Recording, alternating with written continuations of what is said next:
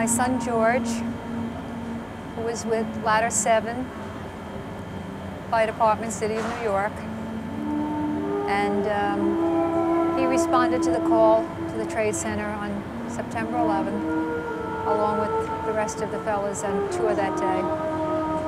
And they were all lost that morning. I retired from the fire department in '94. So I'm one of the, well, probably about 12 of us that are fathers looking for sons. I remember driving in the first evening, and the first thing that caught me was the smell. And I still can't describe it. Just destruction, just a huge pile that you could not describe of where you knew these 2 or 3 buildings used to stand. I knew at the Pentagon that it would be difficult because it's a federal building. It would be locked down very quickly. Security would be very high. I dispatched a group of cantina personnel to the Pentagon site, and then I dispatched another group to set up our command center. Everybody in the Salvation Army is a worker for the Lord, whether they want to realize it or not. Because I'm telling y'all, nobody treated us bad. Nobody, not once was there anybody there with a long face. About 5 minutes after the actual plane crash, we had learned of the possibility that a plane had landed somewhere in our division. We did some quick investigation and in about 15 minutes determined that it was in Somerset County. Well, I was scared. Scared for my country and scared for having a job that I didn't know I was able to do. We were only at the site a little over 2 weeks in Shanksville, but we've been serving people as an indirect result of that crash for all these months, and we will continue to do that. We still feel that there's work to do. 9/11 is not over. We will continue to serve people. We will continue to help people.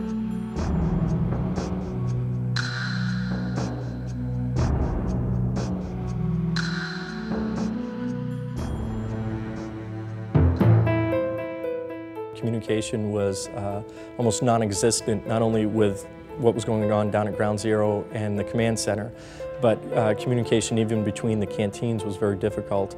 We had to walk literally everywhere. The first night I showed up, full uniform, my dress shoes, and I got blisters on top of blisters that first night just because the amount of walking that you did. And it wouldn't be a bad walk if you were only going a couple blocks once.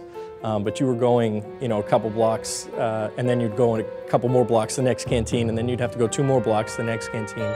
And you would be walking miles in one evening. On September 11, 2001, the Salvation Army was called to serve in the worst terrorist attack the United States has ever known. Salvation Army officers, soldiers, and volunteers from across the nation and in Canada were put on alert. Never before in the Army's history of disaster relief have so many been called up for duty. Never before have we been called to give so much more than a cold drink or a hot meal. This was a new day for the Salvation Army. This was a call for a newly committed Army of God. Over the last 100 years, the Salvation Army in the United States has actively responded to disasters. However, September 11th has brought our organization to a new place from which we will never return to our past. We have learned lessons about how we respond and how we focus on the needs of people. Officers, soldiers, and volunteers came clearly to minister and be a part of the ministry of servanthood versus just coming to hand out meals. Our response to September 11th started with a cold drink and a hot meal. But we soon discovered God would uniquely position the Salvation Army, giving us the opportunity and responsibility to minister to thousands in a variety of ways.